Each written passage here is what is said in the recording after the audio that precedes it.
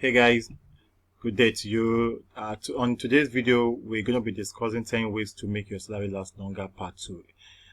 In my previous video, we spoke about the first 5 ways to make your salary last longer. So today is going to be the other 5 we're going to be discussing. So if you are watching or seeing or listening to me for the first time, my name is Oluwatoni Simbo. I'm a serial entrepreneur.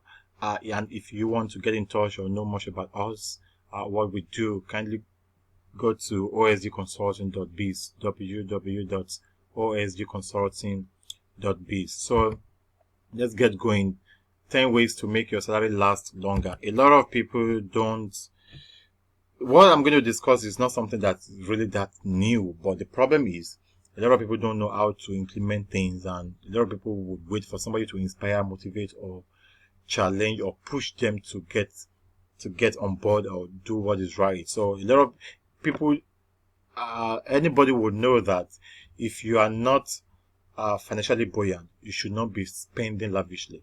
But sometimes these things are very difficult to do if you don't have anybody to inspire or to encourage. So the first one we're going to be talking about is, if you think you have problems sticking to the budget, so draw out that amount in cash and leave all your cards at home. In the previous video, we said the first priority, the first way to make your salary last longer is sticking to a budget. Have a budget, plan for a budget, which is the priority. So now this one is saying that now if you have a problem with sticking to a budget, what all you just need to do is whatever you will spend on that month, whatever you or expenses are, get the money in cash, keep the money with you, and whenever you're going, leave your card at home. Don't take all your cards out, because you might be tempted to do something else or to waste your card to spend on something you did not even plan for. So here is why it is often said that cards are pitfall. Of course, we know that cards are pitfall. They are tempting. Pitfalls for those barely making ends meet. So spending cash can seem more real than using cards. So advisor says, and that's where you can strive to be better in control of your finances. So for you to spend cash, it's easy for you to spend you can control your finances more, but when you spend cash than spending card, because when you spend card, your debit card, you don't know how much, maybe you don't know the amount remaining in your card, or even if you know, there's these feelings that you have more money in your card. But once you spending cash and you see that your cash are going down, your changes are reducing, you could actually see that. So that one, you will know that you need to reduce your spending. So if you know you cannot stick to the budget, so draw the amount, whatever you need for that month, draw the amount in cash and leave your cards at home. Don't go to work with your debit cards. You might be tempted.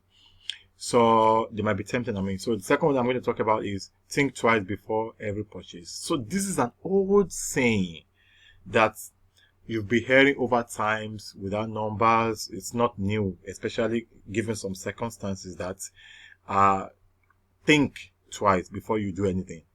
If you're going to advise somebody that, hey, my friend, think twice before you do this, think twice before you think twice before you date that girl, before you date that guy, before you buy that stuff, before you purchase anything, think twice. The same thing applies here.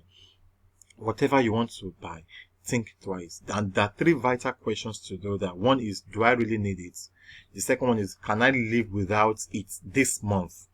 And the third one is, will it eventually return the money I spend on it? So if it will not return the money to you, and you don't really need it, or you can actually live without, if you can live without it, don't buy it, don't purchase it. That means it's not a need, it's just a want, just to satisfy you. Maybe your eyes are catching it. You've been to Dubai Mall, you see some amazing stores, maybe they are even on sale, but you don't need them because they are cheap and because they are not really expensive and because they are flashy. So you think you need them. Those ones are not need. Those are wants. So you don't really need to buy them. And can you live without them? In that particular mall, you see them in the mall. If you don't buy those things, that particular mall, can you live without them? Definitely yes. So don't buy it. And again, will it eventually return the money you spend on it to your pocket? If it's not going to return, because whatever you buy, unless you want to buy and sell, that is the only way you can return the money to you, so in your pocket. So if it's not going to return the money in your pocket, please do yourself a big favor by just move and just face front and just let go. So the third one is arrange free activities with friends. It is so common that friends gather to spend money while in the process of some activities. Maybe they want to go skydiving, for example, or you want to go to Ferrari or whatever. So it's okay to hang together and hang around and have fun and all that. But the thing is that there is a common fiscal background, and is how to get brothers get together with friends, and brothers to brothers and friends and friends turn out to be expensive when done more often, because kind of you get used to going for activities every weekend. You realize that you're spending more. It's fun when you come together, when you meet in the park, or you go to a cinema, or you organize a small party somewhere. It's those it's you can actually do those things once in a while, maybe once in 2 or 3 months, if that is even necessary.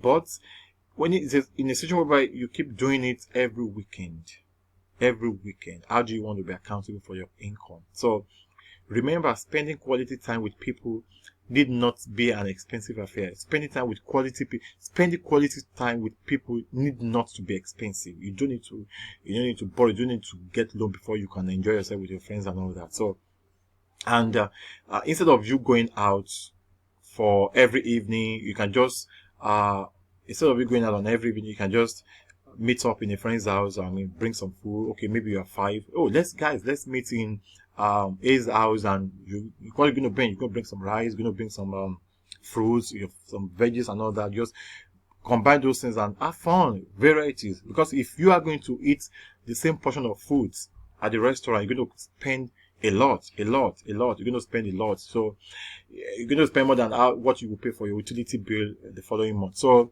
just try as much as possible to just hang out together in one of those, if that is even necessary, if that is even important. But now that there's no social gathering and there's no public gathering, so I mean, everybody will just need to reserve the money in their pocket or in their bank accounts and all that. So instead of going out, spend cash on activities or on necessary ones. So to some people it might be necessary, but not that necessary actually. If you don't do it, you won't die, and you can actually do it other than when you're financially buoyant. So you can actually go to your friend's house and meet there and enjoy with some local made foods and all that. So let's move on.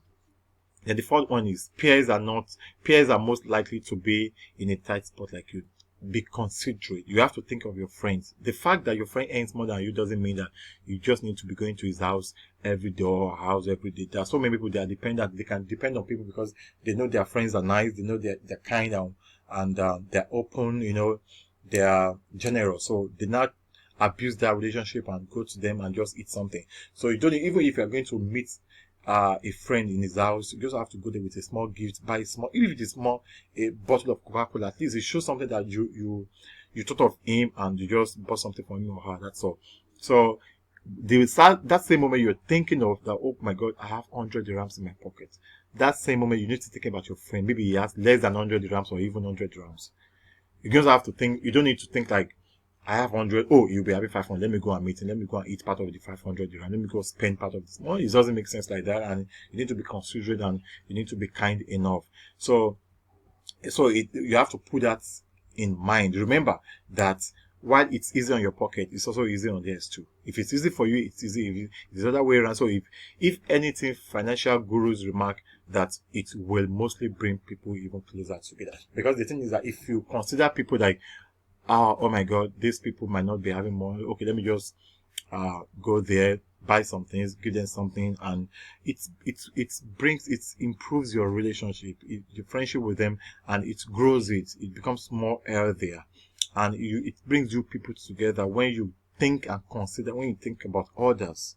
And consider others too, not because you're going to be depending on them, you're going to become a liability to their life. No, what will you do if the table turns around to you? Somebody just coming to your house every day. Hey, my friend, what do you have in the fridge? Start opening your refrigerator and bugging into your houses and taking your biscuits and chocolate and all that. How would you feel? So you just have to be considerate. If you are thinking you're getting broke and you want to go to see a friend, think that friend too is getting broke. So in that situation, if you're considerate, it's going to build and increase the bond of your relationship.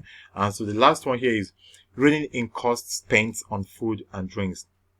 You may have heard this before, but one way out of many financial mess is that you try to make your own lunches rather than buying food each day. See, no matter how much you love eating out, I'm not going to say the food you eat out are not healthy, but the thing is, you are in control of what you cook, but you are not in control of the food you eat out because you are not there when it was prepared. But definitely, you can cook your food at home as per your taste. If you're the kind of person who doesn't like to take more sodium, and you can control that in your house, but at the restaurant you might not be able to control it because you're not the only one coming to the restaurant to eat. Also, plan your meals for the week so you don't have to keep buying extras. Whatever you want to buy, whatever veggies you want to buy, plan it. If you're not going to buy all the veggies at once, but set the money aside, the portion of the money you're going to buy for the veggies, with the veggies, so set this aside so that we can actually make use of it. Can you do without a takeaway coffee someday? Of course, the coffee, the 1 dirham or 2 dirhams every day you spend on coffee matters.